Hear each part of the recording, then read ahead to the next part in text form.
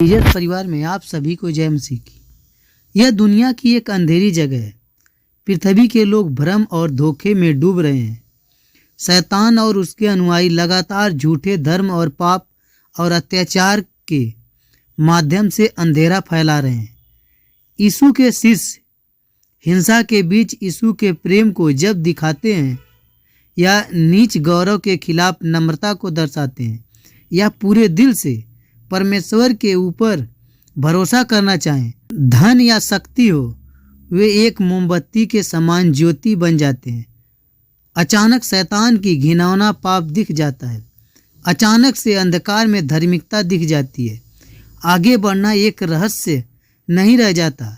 यीशु की ज्योति उनके पीछे चलने वाले के लिए प्रज्वलशील हो जाती है। वे खोए हुए में से यीशु के पास आ जाते हैं और प्रभु यीशु मसीह उनको अपने पास लाता है। फिर उन्होंने सिखाया कि जो सुंदर विनम्रता और निर्भरता उनके अशिक्षित किए हुए लोग दिखाएंगे, वह नमक और प्रकाश की तरह होगा। अब परमेश्वर ने पहले से ही यहूदी लोगों को उसे सम्मान और पालन करने के बारे में बहुत कुछ सिखाया था। उसने मूसा को उसके लोगों के बीच में भेजा ताकि वह उनके लिए नियम लिख सके, और उसने नबियों को भेजा क्योंकि वो देशों का सामना कर सकें और उनके आज्ञाकारी होने के लिए चुनौती दे सकें। क्या यीशु नए विचारों को सिखा रहे थे? क्यों वह पुराने नियम को इनकार कर रहे थे? सबसे पहली बात, प्रभु यीशु मसीह परमेश्वर का पुत्र है। उसी ने मूसा के नियम दिए, उसके विचार थे।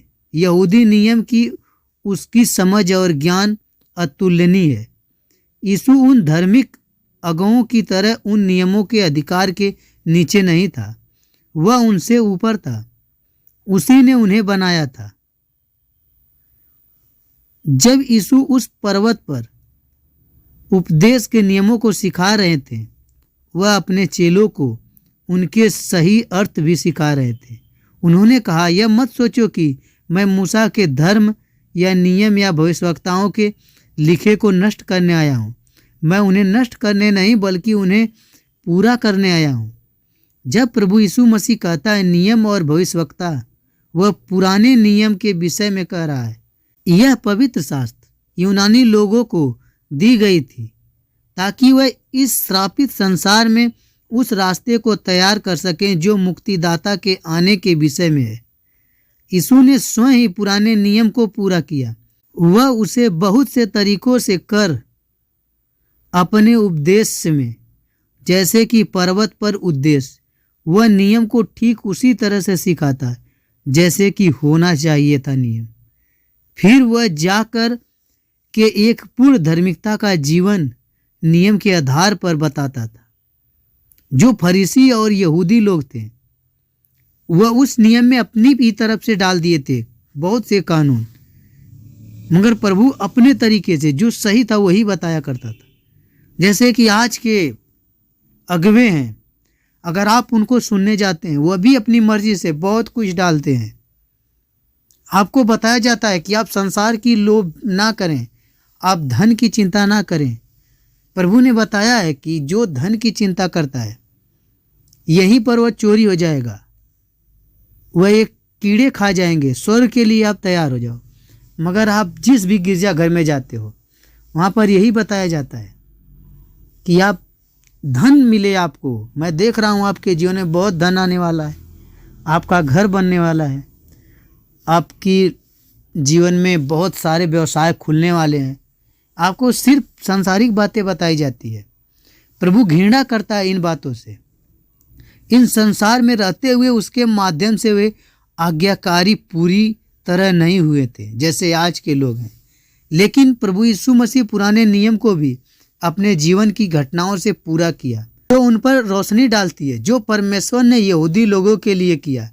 जब इजराइल के जंगल में 40 सालों पर ध्यान करते हैं, तब हमें यीशु के बिरान के 40 दिन याद आते हैं, जब वह यीशु को जीवन की रोटी के विषय में सिखाते और सुनते हैं।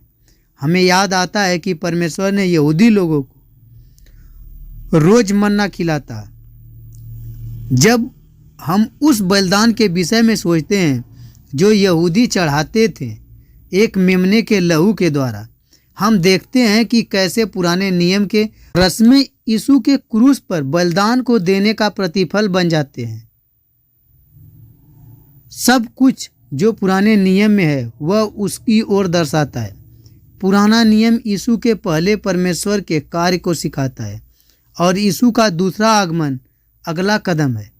परमेश्वर की मर्जी को पूरा करना ही यीशु के जीवन का उद्देश्य था। उसके जीना, मृत्यु और जी उठना परमेश्वर की योजना का केंद्र था। यीशु के जी उठने के बाद यीशु अपने चेलों को सिखा रहा था ताकि वह परमेश्वर की योजना को आगे ले जा सकें। यीशु के समय में धार्मिक नेताओं को प्रभु के संदेश अजीब लग रहे थे। जो वे सिखा रहे थे उससे बहुत भिन्न था। यह इसलिए नहीं था कि यीशु गलत या अवाज्ञाकारी थे। उन्होंने वही किया जैसा कि परमेश्वर ने चाहा। सदूकी और फरीसी थे जो पुराने नियम के विषय में गलत थे। उन्होंने कुछ बातों को उसमें जोड़ा और लोगों पर दबाव डाला कि परमेश्वर का ऐसा इरादा नहीं था। प्रभु यीशु तलवार के समान आए और उनके झूठ और अधिकारे को और विरूपीकरण को काट डाला, क्योंकि सर्वश्रेष्ठ परमेश्वर का सच्चा संदेश फिर से साफ हो सके जिसको उन्होंने ढक दिया था। उसने दिखाया कि परमेश्वर है और जो वफादार है वे जीवित परमेश्वर के करीब आ सके। प्रभु यीशु ने चेतावनी दी उन लोगों को जो पुराने नियम में दे गए आज्ञाओं को तोड़ते हैं और दूसरों को भी वैसा ही करने को कहते हैं। वे सब उसके राज्य से बहुत और सबसे छोटे होंगे। फरीसी और धन्य धार्मिक नेता इस बात को समझ सके।